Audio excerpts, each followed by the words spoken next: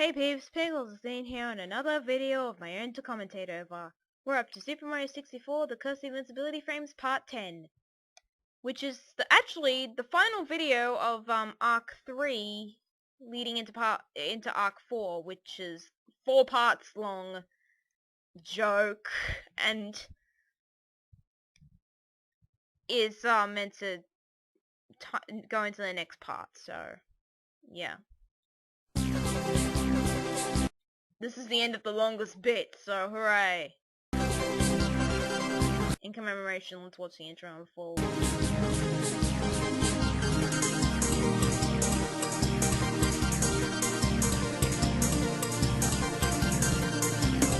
Remember, these were the characters that weren't trapped in the beginning.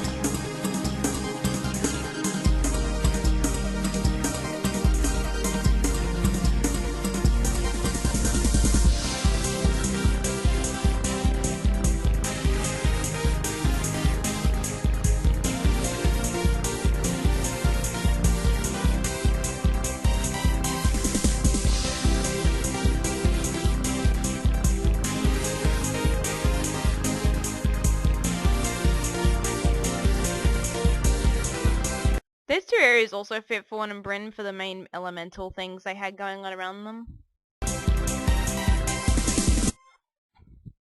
So it was important to them and in terms of the relationships they would have with the areas. Also, I made a lot of sprites for myself of Yip for emoticons. For emotions and ways he can stand.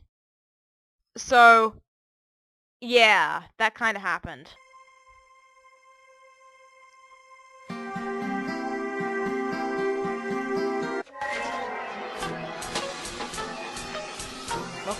Welcome to my terrible sprite jobs.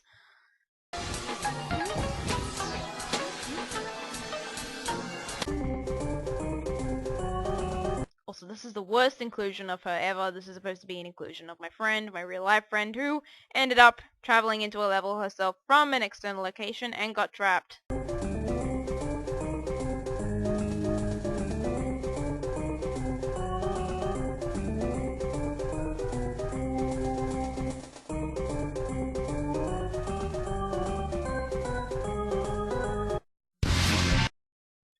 At the time, she was obsessed with jelly beans and gazelles. She's still obsessed with gazelles. But I wanted to just prove this scene that she was supposed to be random. Not a lot of people like it because of the fact that it just drags out the video for too long. The song playing is Shadow the Hedgehog, Circus Park. She played at Circus Park a lot because of the ties it had to her fan character that she had since like 2004 or something.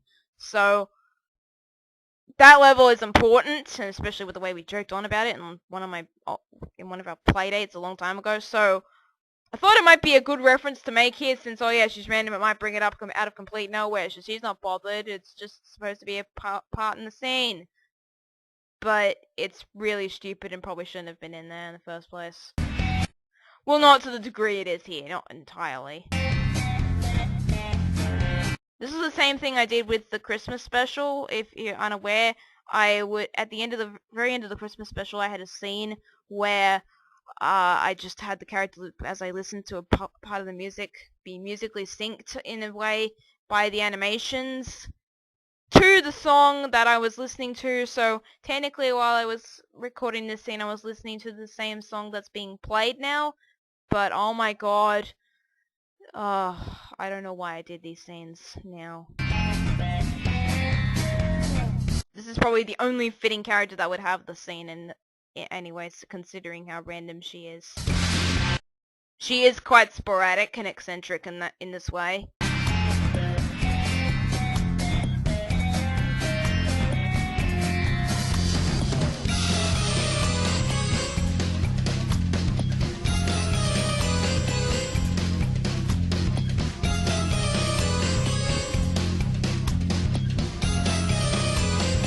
And no, they're not actually there in the scene. This is like her vision or whatever.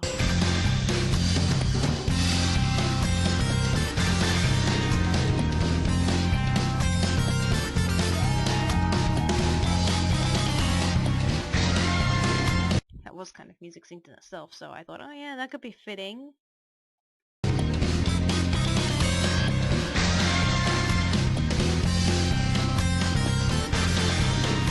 It's not the whole song, but it's quite a large majority of the song.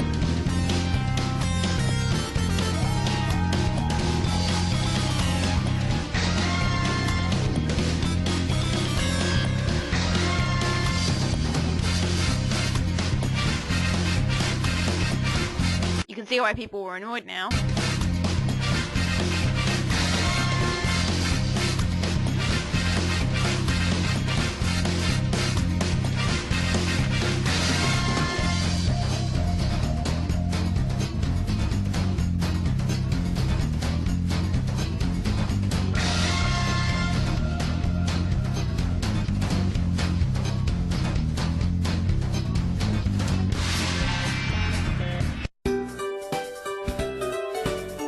Everyone watching's reaction. Fitting it's the fans saying it too.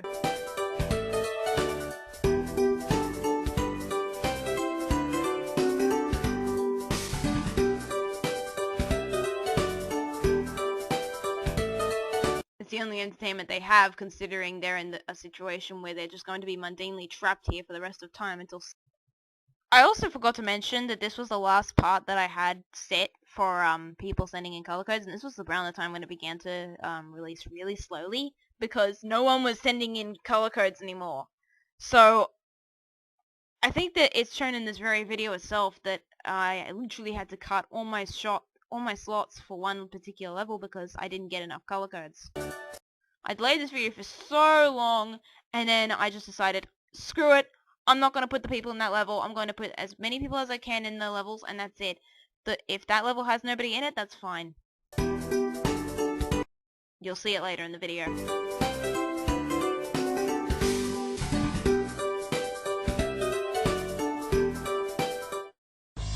He thinks she's just been driven crazy because of how boring it is.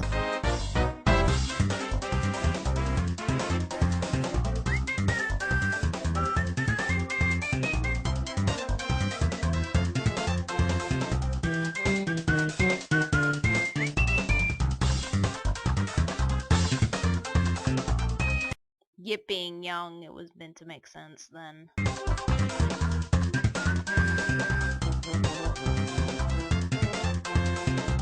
The first time I'm using GIFs with any semblance of a animated thing. I think Fawn gave me it or something.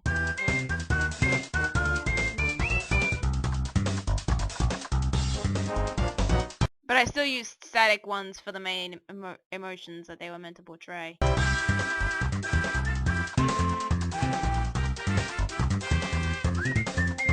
This would usually be how banter with her would go in real life, so this was sort of an imitation. I'm technically Yip, she's technically herself.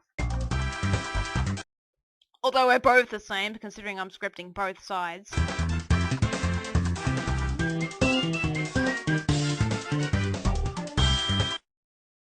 I wanted to include more places where some characters would be skeptical of the saver since they don't know exactly what's going on.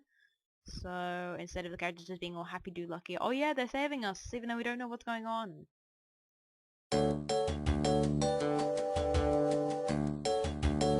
Super Luigi is another YTR warner of the time. If you're unaware, I put a bunch of characters in as warners, because they weren't in YTR, but I still wanted the character to be in anyway because I didn't want to just relegate it to just YTR. But some of the characters that are in it weren't in YTR at the time I was the time I was structuring the videos around, which was, these videos are set in March 2014. At the time, these people weren't in the group, and I wanted to put them in anyway. So I put them in, and I would put them in places just saying to the heroes, oh yeah, we're your friends, but you know, watch out for YTR. Some of their appearances ended up becoming outdated mere months after they released, so at least I included them anyway, even if, you know. The only issue with their appearances was that they needed to show up in a level and not around Starman 3. That was all, because then if Starman 3 was there, then the whole script would have to go into a massive rage fest where Starman 3 would hate the person and then would just want them to leave. And that wouldn't bode well for continuing the story along, so I kept him as far away from these levels as completely possible. Or even the people in general.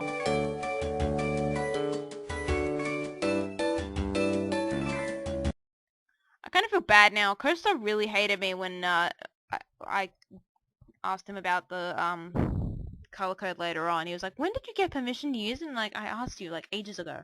And that's true because I asked everybody ages ago in a Skype message saying, can I use your color code whenever I need to? And most of them said yes. He even said yes too back then. So it kind of hurt. But I understood the reason, but even so, I still wanted to use this color code afterwards. But that was long after these parts had released. It was a good thing that after Arc 4 finished, there was no reason for me to use them because of the way the story was structured. That's how most of them got here. Yeah, they're on the huge version of the island in case you couldn't tell, because having them on the tiny version of the island would make it just, oh my god. How would I be able to fit anybody?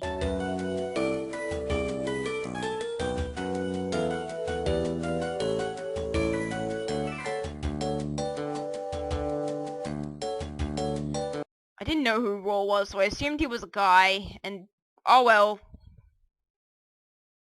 And a guy could technically be gender neutral anyway. But yeah, it's just commenting on the fact that the island, whilst being huge, is still small enough that they can hear each other from the opposite sides and, you know, have it be loud enough. When there's nothing going on, they need something to hear. I hate that. I wanted him to run off, but again, I didn't want to just fall off for no reason. There, I actually managed to do it properly.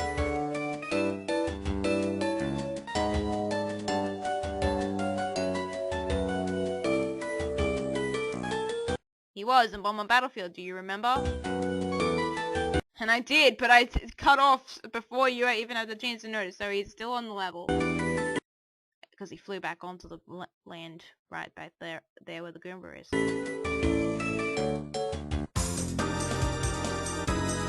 Oh yes, there's a jockey there, why didn't you take that out? Oh, for God's sake, I need to use a code to progress the story.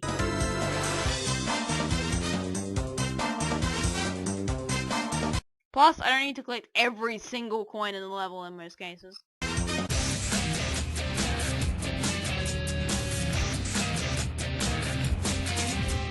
She noticed the thing, but she wasn't going to say anything about it.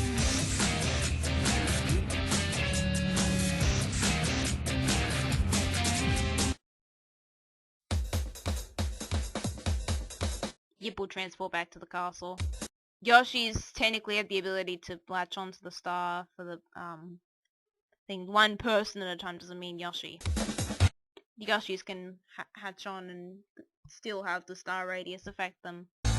It's why Yip is so close.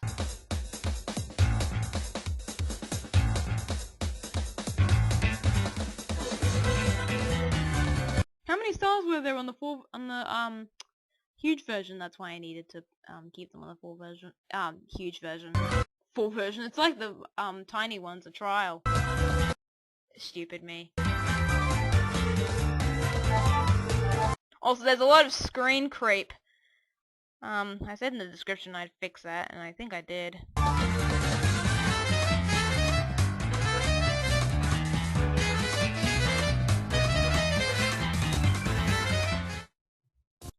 This was the last part to use Mario Movie Maker before part 11 would show up, and yeah, I would begin to use Mario Movie Maker there. Because that's when the revitalized version came around, and that's when I wanted to use it more. She went back to where she came from, obviously not from inside the castle. Would have been if I had to, if I still wanted to put Yip in the new series. Though I don't know Fawn's stance on me right now, so I haven't contacted her in years.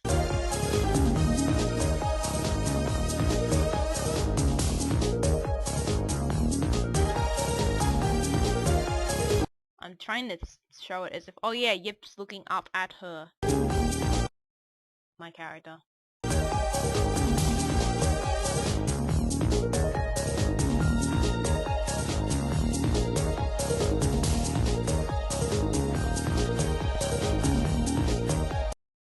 because Co-Star never went up there. He only, like, heard them from Super Luigi, that's it.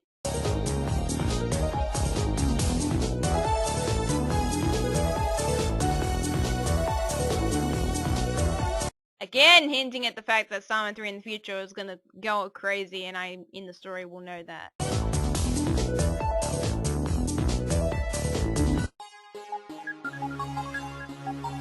This wasn't intended to be music synced, but alright, that apparently fit.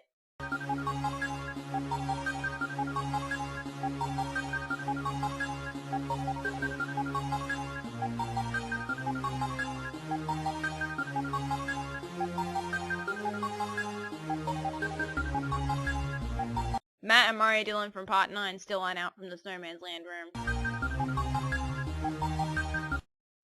Again, the way the jokes would have been structured between the two, yeah.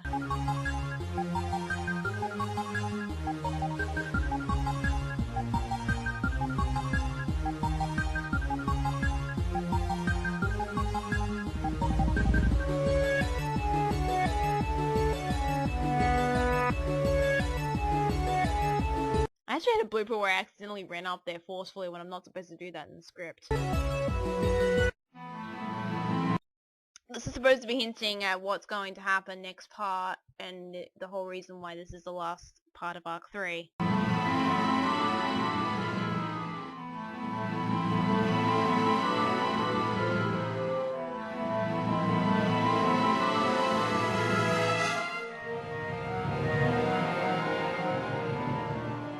It's not the curse, don't think it is.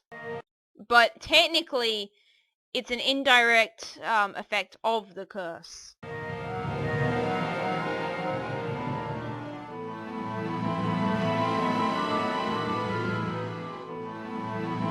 My character isn't feeling it. Zayd's and Starman 3 also won't, for reasons that will be shown in part 11.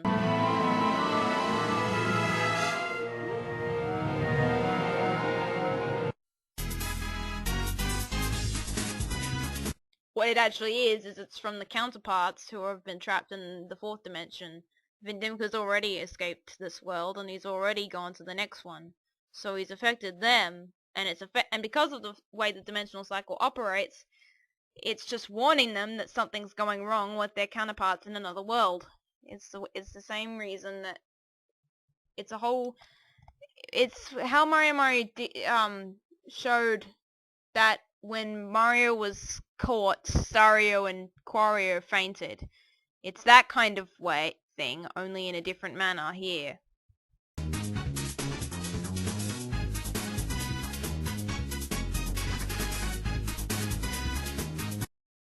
So everyone in the room is feeling it except for me, apparently.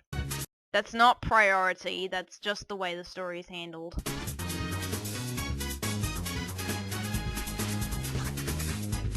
It's not favoritism, because I could have easily done it if the story beats had putting themselves in the right way.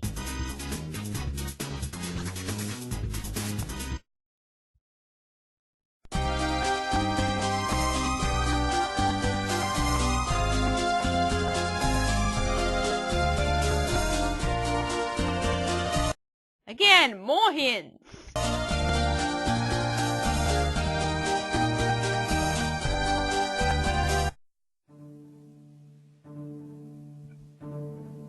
Watch the mixed responses from all the sides of the room.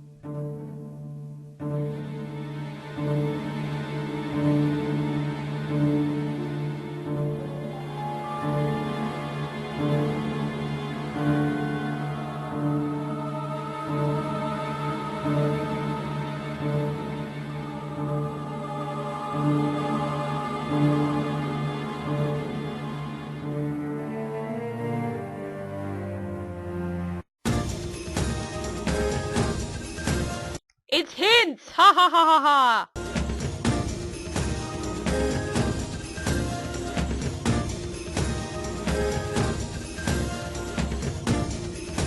Let's change up the order so that Rainbow Ride isn't last all the time. That's what I was doing with all the levels, really. I didn't want to do all the levels in order. Doesn't matter whether we do them in order in any case here, but I didn't want to this time.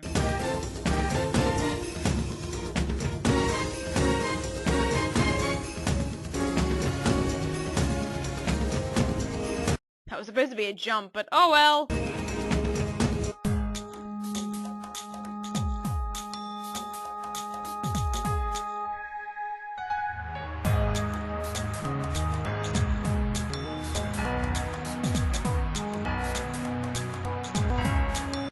What it really is because Vindimka let out the energy in the 4th dimension, and that the counterparts, most of the counterparts except Starman 3 and my own, aren't trapped. Because they aren't trapped, and the others are, it's affecting the counterparts of this dimension by giving them some kind of warning energy, which is what they're feeling. And the only reason the only way I can express that is through scripted text. I couldn't exactly. It's not supposed to be visible. Especially since I can't see it, and the normal person wouldn't be able to see it. Hinting.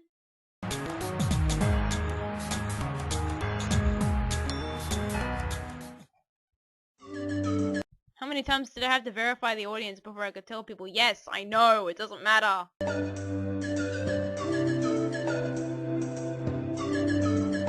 He's wrong. And even if the level's energy was only supposed to be saved, that's still counting towards Vindimka's plan. Which is the whole reason why this whole thing is dragged out as it is.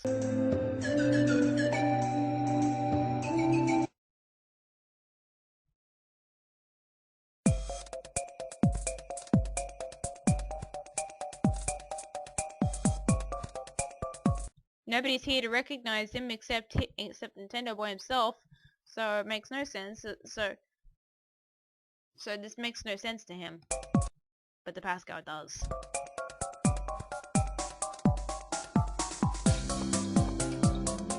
That's what he meant.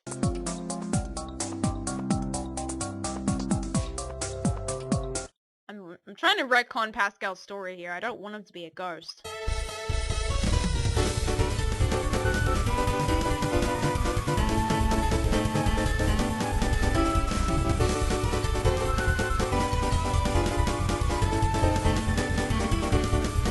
I wanted a very good place to have the 100th coin star, but it was not proving well for me.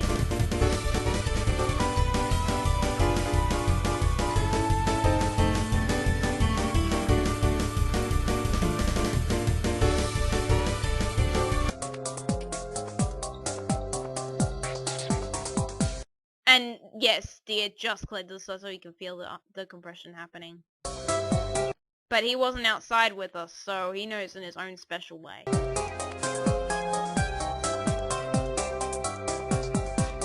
This ties into the very beginning of the story.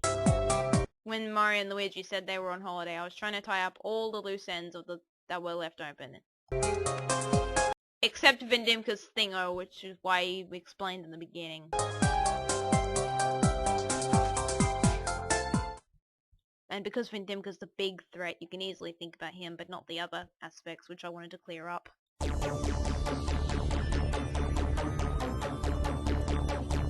This wasn't an easy scene to mask either.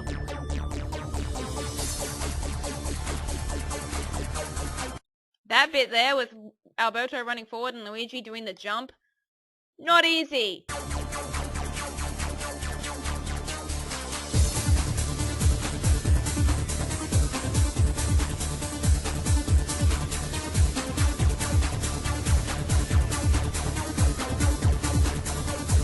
This is why Garrison was there, because he was analyzing some kind of legend that had been there beforehand. Garrison was also there for some other kind of reason, which ties into Jinder's backstory.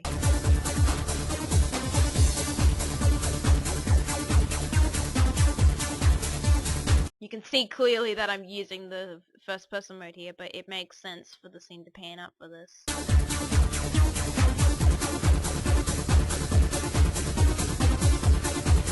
These are the very same words that Mario and Luigi uttered in the first script.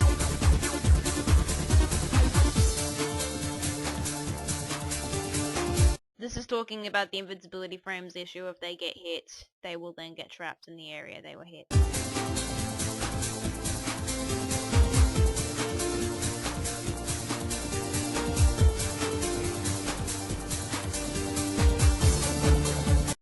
Let's explain the riddle now that we've gone through about 10 parts of it.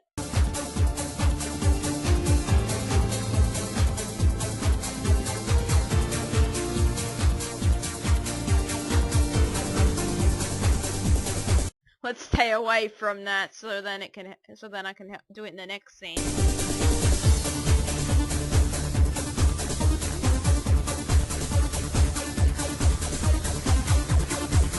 These are flashbacks.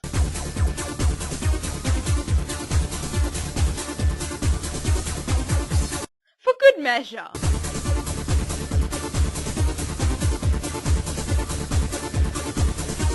That's Pascal Murray being affected by the compression. D'Apollo doesn't know about the legend, he only knows about the story that he was told beforehand.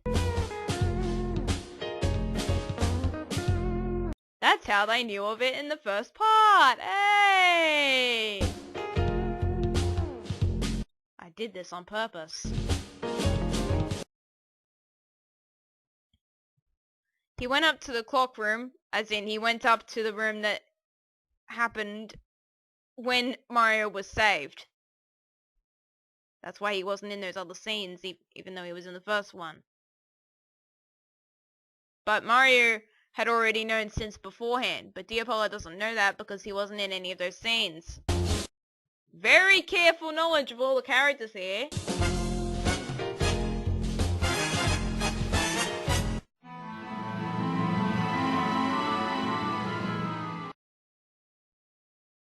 It was the explanation included the bit about the Star World, including everything that went on in that dimension, including everything with Troll Brew. And since everyone thinks Pascal's a ghost, Dia thought it'd be a good idea to bring it up. Let's flash back to this particular scene. D'Apollo knows because somebody would have explained the full story that Pink in that Aya in the story would have already told them about. So basically, everybody knows about all of the events that have happened to my character prior in the whole grand scheme of things.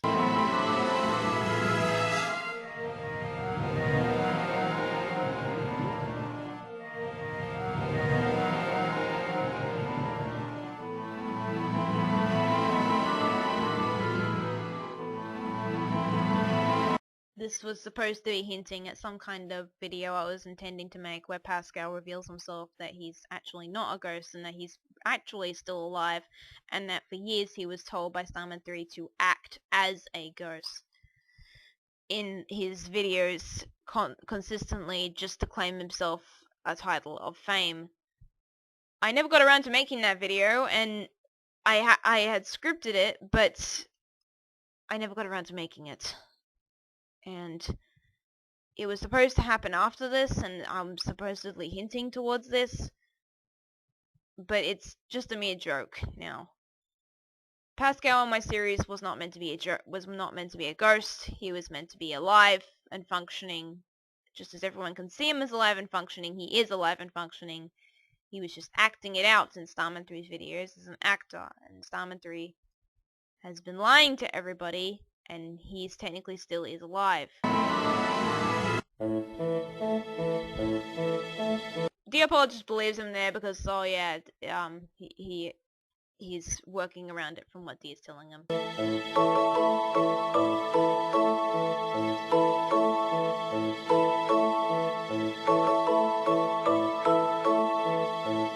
That was the most recent bit, since Mario and Luigi were saved very recently. And they would have helped explain their portion. So yeah. And Pascal wouldn't know that I would have known until he might have asked Mario and Luigi a little bit later, because he wasn't outside with us. Exposition! Let's get out of this scene and stop expositionizing on everything.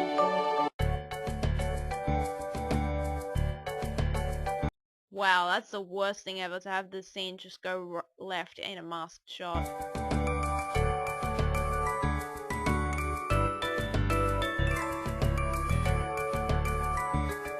He doesn't know his name because I haven't interacted at all.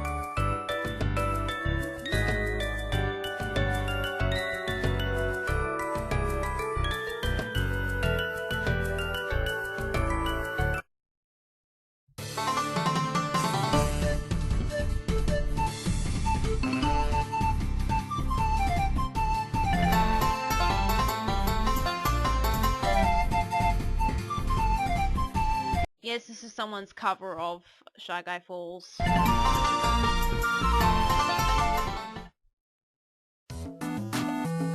More experimenting with masking in shots. And since the scene moves left, it doesn't exactly help me.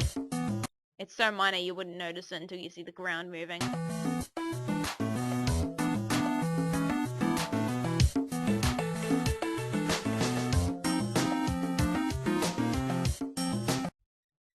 Mario had previously explained that Pascal Mario had told him about the situation. I had to go back to the first script in order to make sure this made sense.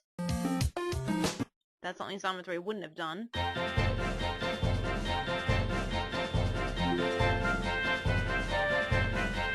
And Pascal also gets confirmation here that I did know.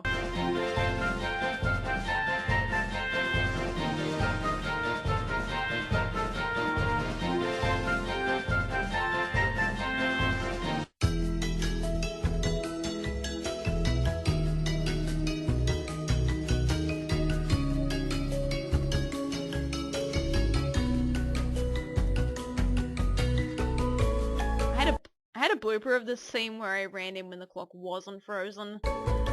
You'll see it in the bloopers if you want to watch it.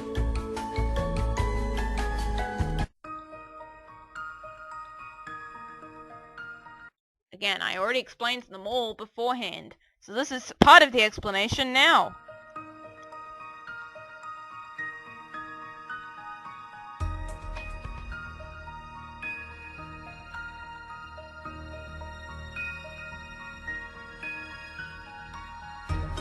Stammer 3 isn't listening, let me just make that clear.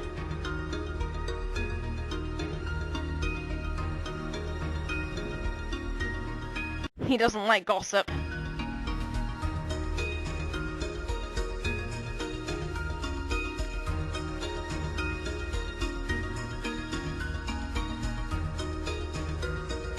Now he's listening!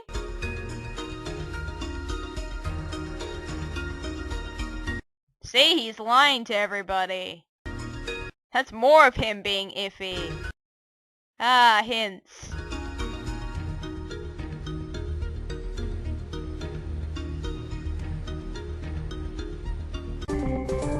This was supposedly another joke scene. I liked using that Star Road song where, in the Vanish Cap level, if you don't have the Vanish Cap on and you hear that song, it was very useful as a joke, scene song. I think it was something like Space Silicon Valley, and it was like the engine room of said game. The original song is much slower.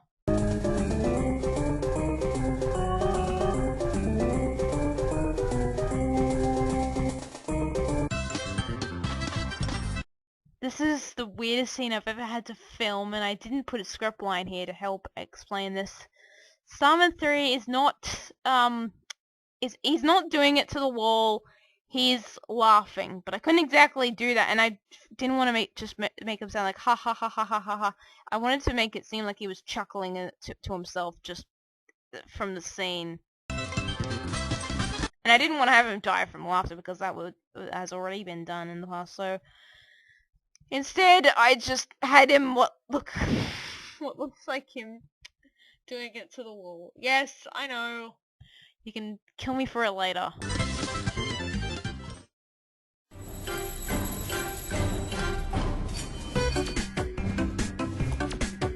This level actually has nobody in it, and it's because of this particular level having no slots at all that made me force my hand and release it anyway, even if nobody was going to be sending me any color codes.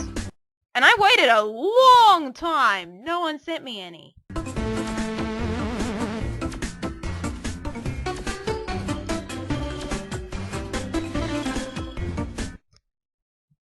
Except for another YTR Warner, which that is Exambo, and I slightly altered his color code. Anyone with a color code which had 0000 as the whole thing, I would edit to make the black stand out in the polygonic fashion, because the way it's just black bothers me. I do it for characters' origin scenes, like with Guerrero-san earlier in the video, he was fully black because of the way his origins are. But like later on, the character would end up fixing it later.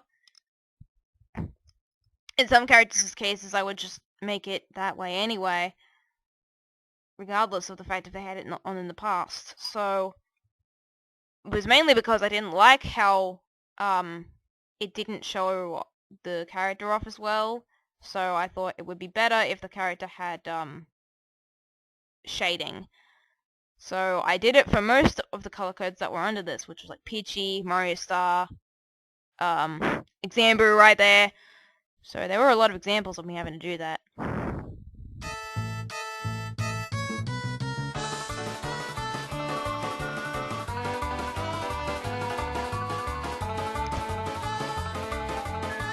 I thought, oh, a black flip was going to work. No, it doesn't, so I'm going to use a side flip instead.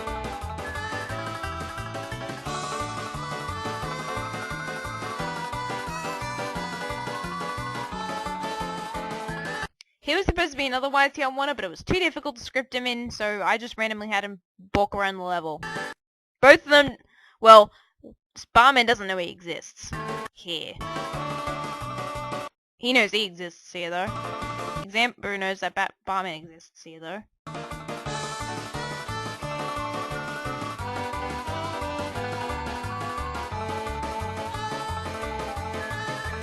You can't see it, but he is collecting the star. As shown by that. Summoned is still laughing. / humping the wall.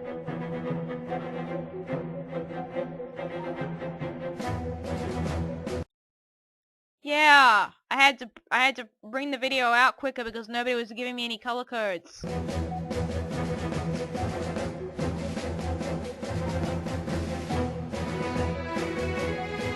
He went down and checked for like 2 seconds.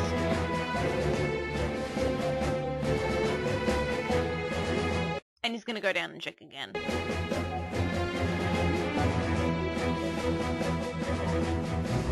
As a hologram, but it's still something.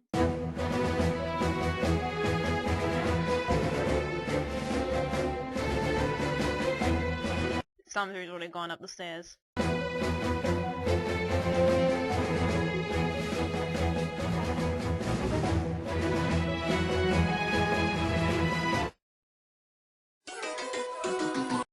That was quick.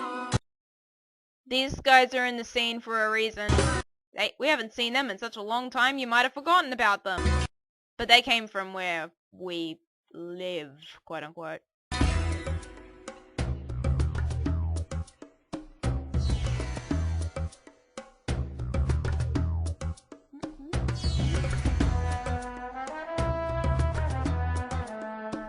They hear from people in town that something's happening here and they go anyway.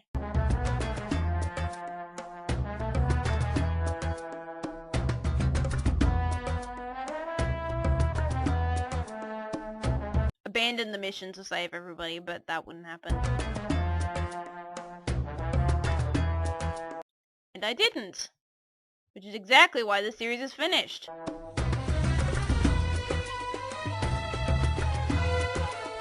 Unless Akin doesn't know me properly. He's just taunting her. Apparently Akin's a girl.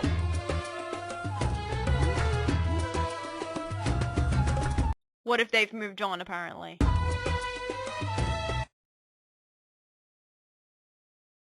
Jinder's not gonna speculate.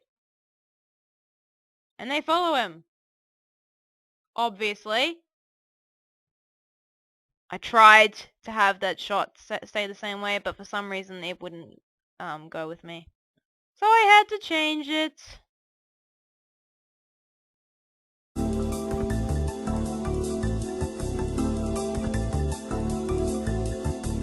Memo's never seen them before, but the others have.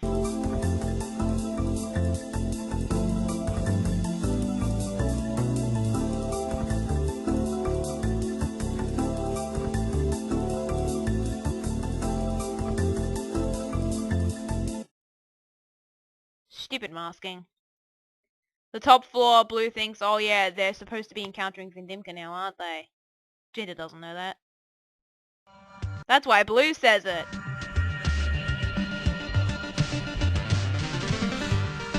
Oh yeah, they were gone.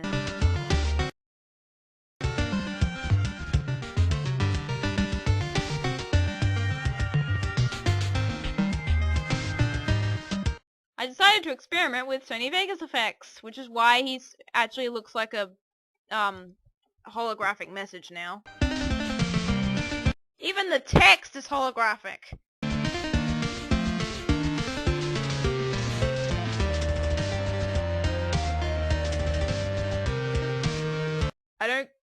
I don't continue it in the second part. Also, I only do the static once, which is stupid.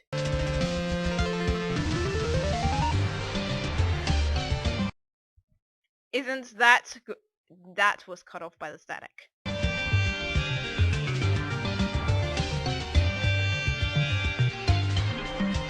If wasn't evidenced by the very early on in this part and the last part, I think.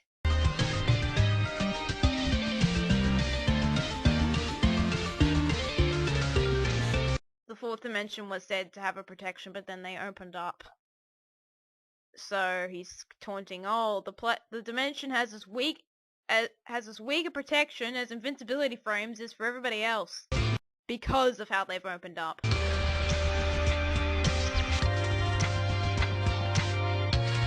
I actually had to get that screenshot from the video itself, and I didn't want to. I tried editing it, but I didn't want to make it just the crystal itself, so it kind of looks like a weird screenshot. I just imagine like he's holding it in some kind of box or something. But it's actually the screenshot from the original video. It's supposed to be the DFD, and I wasn't going to wait like 15 months for MM to give me the actual picture. So, and I wasn't going to replicate it. Oh yeah, here's an arrow and it's pointing left. No, I don't want to do that. So, and since it's holographic anyway, most people aren't going to tell the difference. Unless they really care about rigid outlines.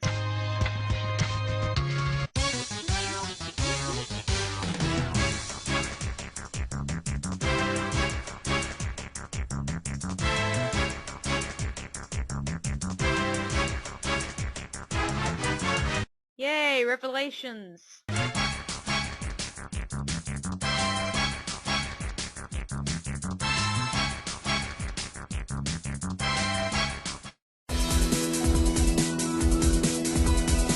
The Whites here are now going to go on a massive adventure themselves. No more fans.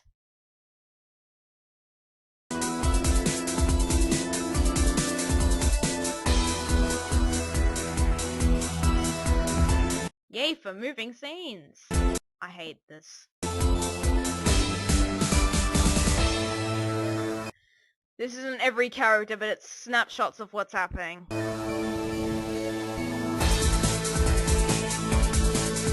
The YTR Warners, as you kinda see.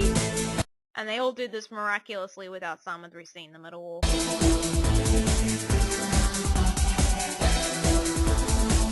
The warning energy.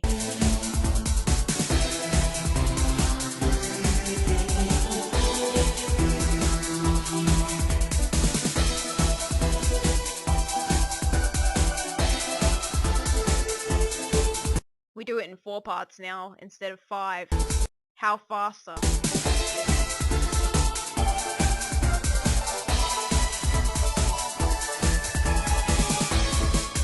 Also, the water's doing weird things because of how I'm experimenting with the mask.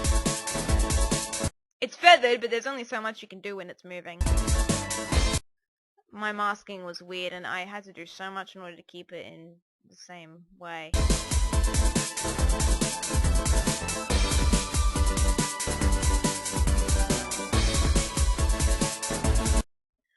general way of how the cannon tends to angle itself, so all I needed was the character to go off screen like that.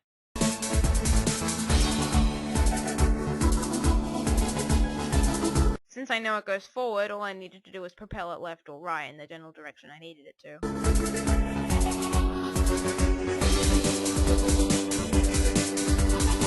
In reality, I'm actually hitting an invisible wall. See y'all, have a good day, peace, and next time I commentate, we'll be commentating over part 11, the 4th dimensional start. So see you then.